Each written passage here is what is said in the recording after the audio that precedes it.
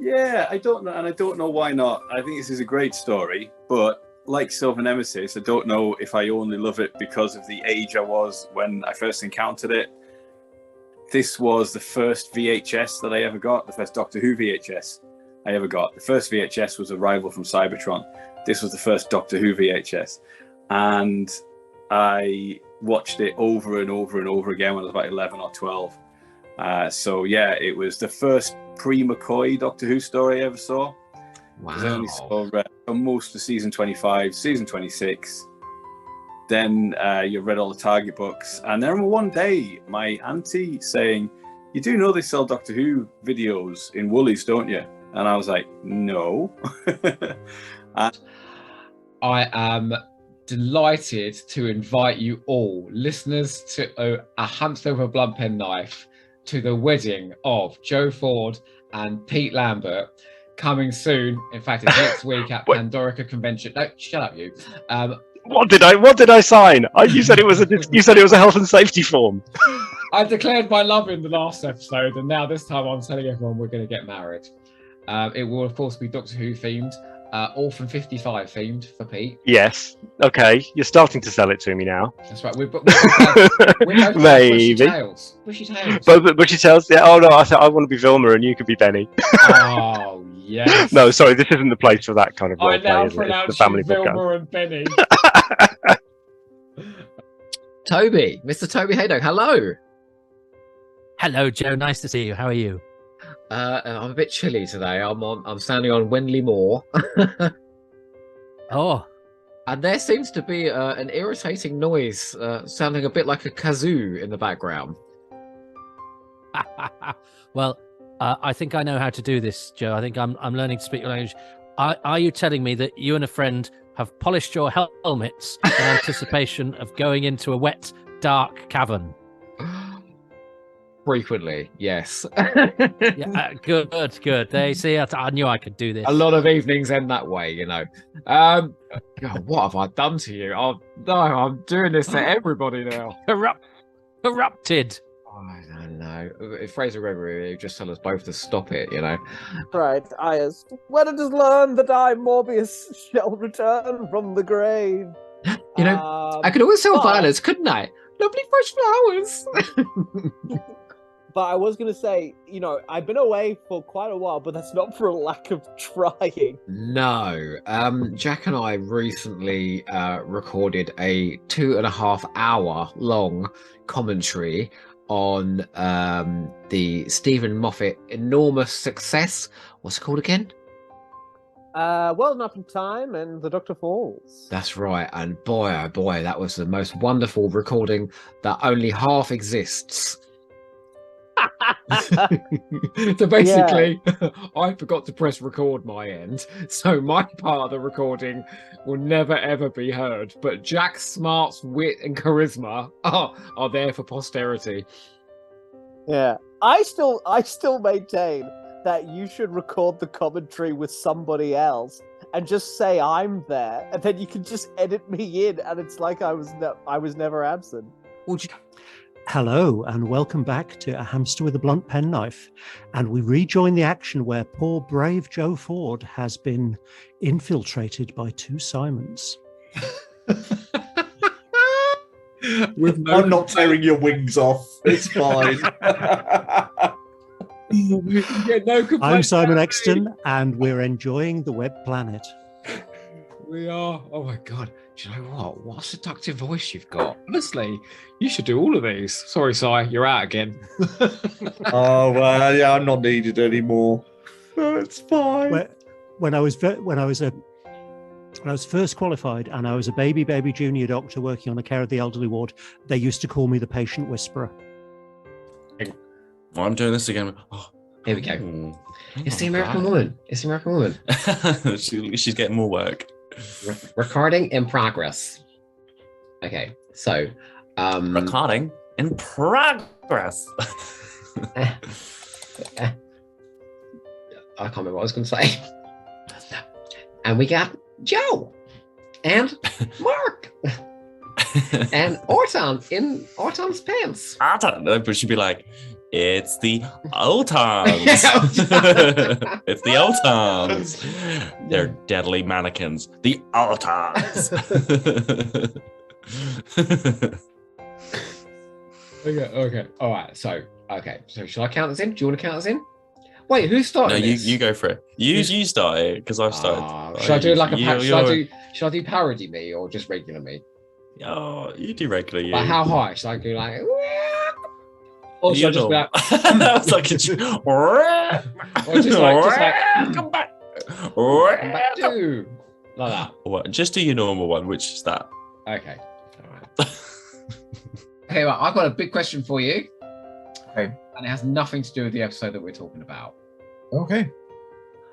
What did you think of the 3rd season of Jodie Whittaker's Doctor Who Flux? I fluxing loved it. No, I really enjoyed it. I thought it was huge. I thought it was epic. I spoke to you earlier, but I was fully immersed in Flux for the whole time it was on. It wasn't just the show, it was podcasts, it was YouTube videos. I had to put the book down that I was reading for those 6 weeks because I couldn't concentrate on it because it wasn't Flux. Instagram kind of blew up as well. Everybody was talking about it. Twitter even. And okay, yeah, it wasn't all positive on Twitter because it never ever is, and it's Jodie Whittaker's era, isn't it? So, you know, but I have found myself quite a nice little corner of Twitter of like, you know, positive people who are trying, you know, letting themselves enjoy it. And he talks about, just like in Survival, where he's like, oh, the city's made of song and people made of this and that. And he talks about all these places. I'm like, well, the rest of this season is so fucking boring. Why aren't we going to those places? Yeah, they sound amazing. I mean, Russell is very good at, you know, doing them sentences that you think, oh, I'd love to go see that planet and this. And he says all this, and it's stuff that's already happened to him. And I think, oh, I want to go and watch, like, The Mind Robber now, because he says about being in the universe of A Mind of a Madman and stuff. And you want to go back and see the episodes. I mean, again, this is like that line, just that one line about the universe of a mad. He just, the way he emphasizes every word of that speech. Yeah. And you think he's give it 100%, and then the tears start coming down his eyes. And then the director gets in on it as well, and we start panning out upwards, don't we? Yeah. Frustrating to camera.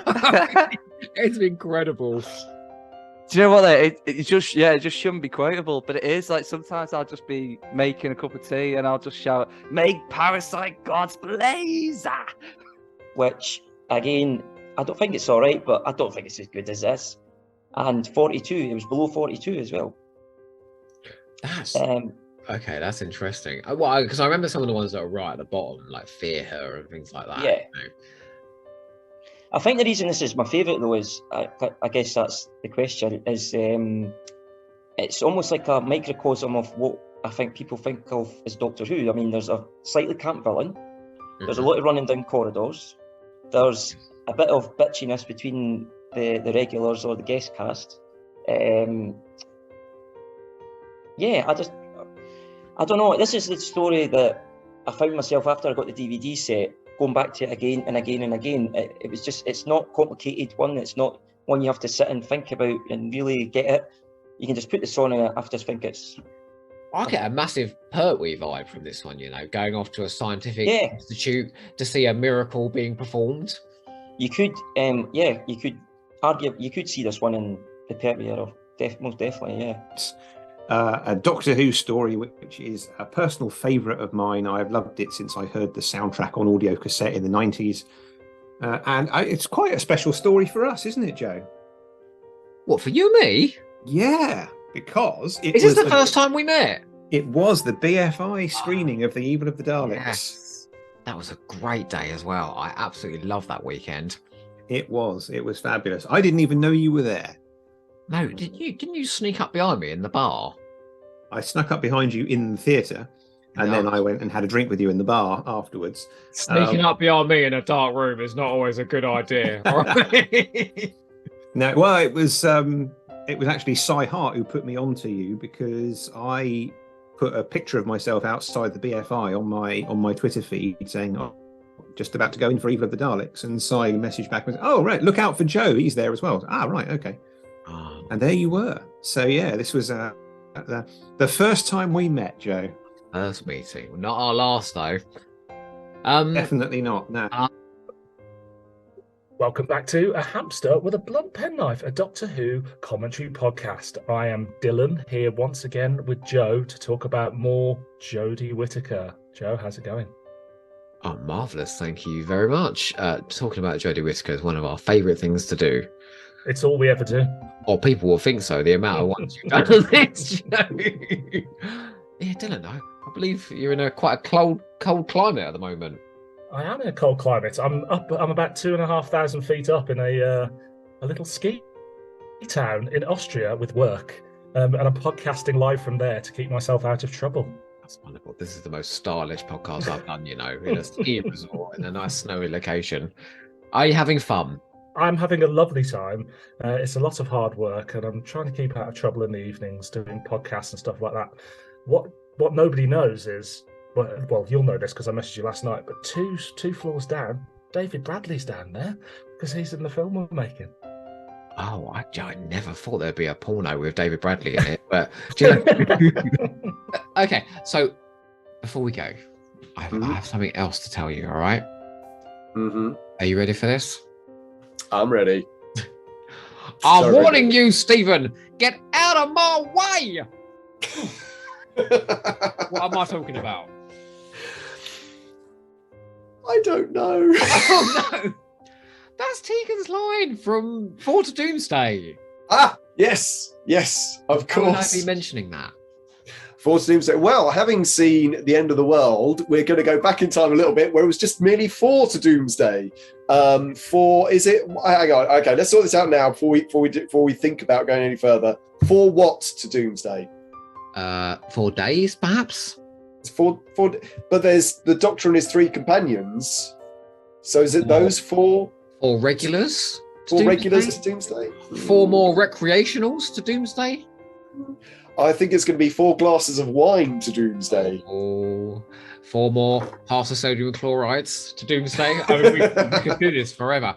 I want to say this before we go in, because I, like you, think this is a stunningly good episode. I've got a few things to say, but I think it's very, very good introduction. Yeah. First of all, I just want to call the 11th hour before it all went to shit. What a promising opening this is. We start with the 11th hour and we end with the time of the Doctor. I mean, what happened? What the fuck happened? And secondly, I want to... No, actually, I'll wait for when we're in there, because I've got a big question for you about Amy Pond, the 2 Amy Ponds. But no, I'll ask when we're in there. Why don't you tell me when you're ready? Well, before we start, though, I do want to take you back in time a bit. Okay. I want to take you back to... You're doing magic hands as well. Yes. Wibbly wobbly time effects. So let's go back to 2008. Okay. So 2008.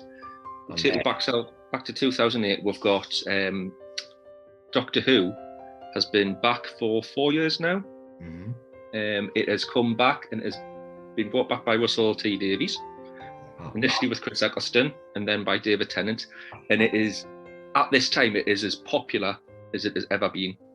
It's meteoric. It is. You know, the shops are full of Doctor Who toys.